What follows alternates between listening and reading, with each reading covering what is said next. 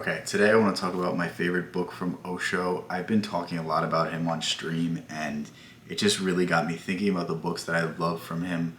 I was either between Creativity by Osho or When the Shoe Fits. They're both really, really good, but I just think this one hits at some really interesting ideas, and I'm going to share them with you. I've already talked about this book extensively. I've already talked about it a bunch of times, but this is a book that you can't talk about enough because it truly has everything you need to be happy. Think about it this way. What is the greatest thing that you can do? The greatest thing you can do is create. The greatest thing that you can do is take the ideas from your mind and put it onto a canvas, put it into a song, put it into some work of art that transcends our normal conceptions of meaning. When you sing a song, when you hear Frank Sinatra sing My Way or That's Life or Fly Me to the Moon, like when you hear something like that, is it merely a song, or does it speak to your soul? Do you feel it in your heart? Does it reverberate through your soul? And to me, the answer is it's much, much deeper than anything that we can comprehend. And this is the power of creativity. When we are open to creativity, when we are open to these forces, our lives are perfect. Our lives are whole.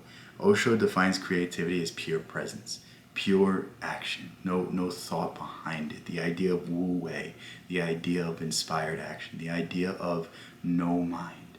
So think of the activities that you do that you can lose yourself in. For me it's jujitsu, for me it's filming, for me it's streaming or writing. Like these things, when I'm doing them, I'm not thinking. It's passive. I'm merely observing myself act. Think of those times in your life where you were giving a presentation, where you were in a game and you didn't feel like you were you. You felt like you were observing something that was beyond you. You felt like you could do no wrong. Every time you pulled up to take a shot, every time that someone asked a question, you knocked it out of the park. You got it. It was instantly gone. And this is the idea of creativity. This is the acceptance of the creative faculties. Einstein and Tesla both attributed all of their scientific discoveries to their intuition, to their creativity. It's very, very inspiring, and when we begin to accept these ideas, we can begin to transform our lives. And most people think creativity is something that is strictly for artists, strictly for the creative, strictly for the, people that are just far out there. But the truth is, you can be creative in whatever you do.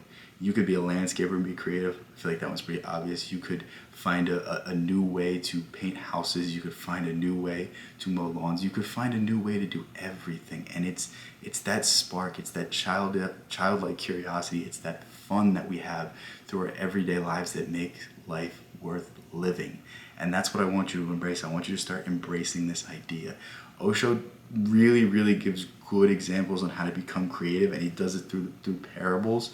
One of the really, really good ones is there was a Buddhist monk, and he was teaching people how to meditate. And when he was teaching them how to meditate, he was saying, be like bamboo. Be rigid on the outside, be strong on the outside, but hollow on the inside. And this is what you should think of when you think of creativity. When Steph Curry shoots a shot, is his form forced? Does it feel like it's something that's rigid? Does it feel like something that's robotic, or does it feel like something that flows? Does it feel like something that's natural? That's the idea of it. The rigidity, the choppiness, the nerves, all of these things go to mess us up. And this is what you need to understand. Like, I feel like everybody's had a moment in their life when they've frozen under pressure, and the idea that they froze under pressure is because they're thinking about everything except performance. When you break it down to purely performance, when you break it down to purely doing what you're doing, not thinking about it, knowing you know the basics, and if you just do your best and drop all assumptions, drop all outcomes, and have fun with it, that's where the best things come from. That is the way forward. That is the way to creativity. That is the path to greatness. And the last example I really, really, really want to share with you, the last thing I want to impart with you, is a story about the rice painters. The rice paper painters, the Zen monks, they would learn how to paint for 12 years. They would learn all of the brush strokes, they would learn all of the forms, all of the shapes, everything they needed to know to be great at painting rice paper. And the reason they did this method, the reason they're doing what I'm about to say, is because when you're choppy, when you're painting on rice paper, the ink bleeds, it makes it not look good, it makes it so that you can't really make masterpieces. So what they do after learning how to paint for 12 years is they do anything but paint.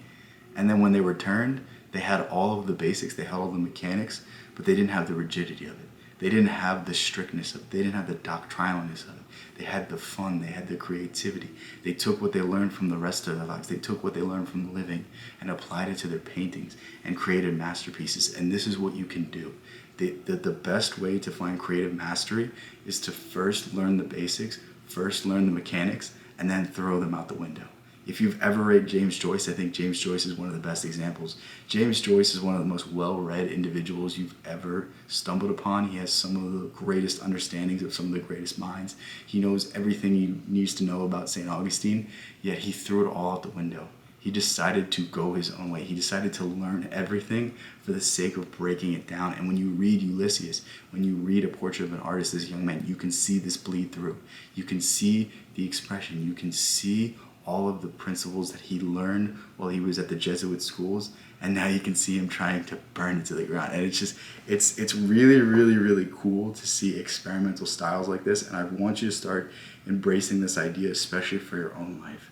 The difference between someone that's going to be successful in the next 10 years and someone that's not, with the genesis of AI, with AI taking over jobs, is creativity. When you look in terms of creativity, AI simply cannot hang.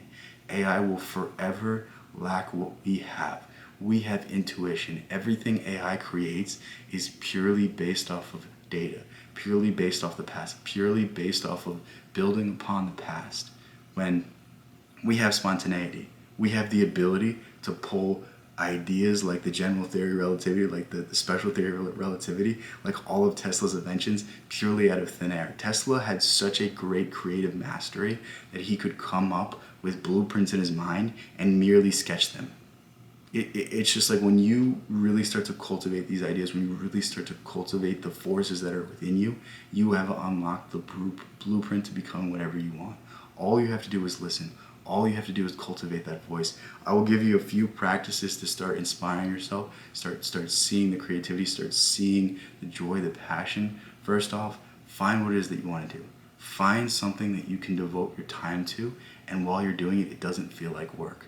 You know, I said earlier, when I'm fighting jiu-jitsu, when I'm streaming, when I'm filming videos, these are all things that don't feel like work to me. These are all things I could do for hours upon hours upon hours, and I should be drained, but I feel recharged.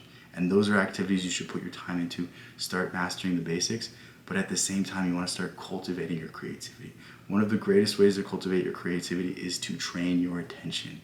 You can do this through meditation. You can do this through difficult activities such as reading, such as allowing yourself to be bored, such as not walking around with headphones, really focusing on becoming bored, really focusing on living in the moment, not distracting yourself. These are all great ways to become more creative, and the best hack that I've stumbled upon is before you go to bed every single night, what I want you to do is remember as many details about your day as possible. So start with you getting into bed, and then before that, then before that, and then before that, and go all the way back to when you woke up. Remember every single detail, and the more you do this, the more vivid the pictures are going to become in your mind. You're actively going to train your ability to visualize, your ability to imagine, and the stronger your imagination is, the stronger your creativity is. Because William James, the father of American psychology, said it best: before you can hold something in your hand, you must think of it in your mind. And I want you to remember that idea, because these ideas are very, very, very important. The last thing I want to say about creativity is you must believe yourself to be worthy before you can do it. So if you don't believe yourself to be capable right now, you will never be able to achieve what it is that you want. So whatever it is, whatever you're trying to do, whether you're trying to paint the next Mona Lisa, believe you already have it in you, and you just have to pull it out. Believe whatever it is that it takes to do whatever it is, you already have it. You just need to find it within yourself. And when you believe that, you can accomplish anything. I love you guys so much. Thank you guys so much. I will link this book in the description. I will catch you next one. Peace out.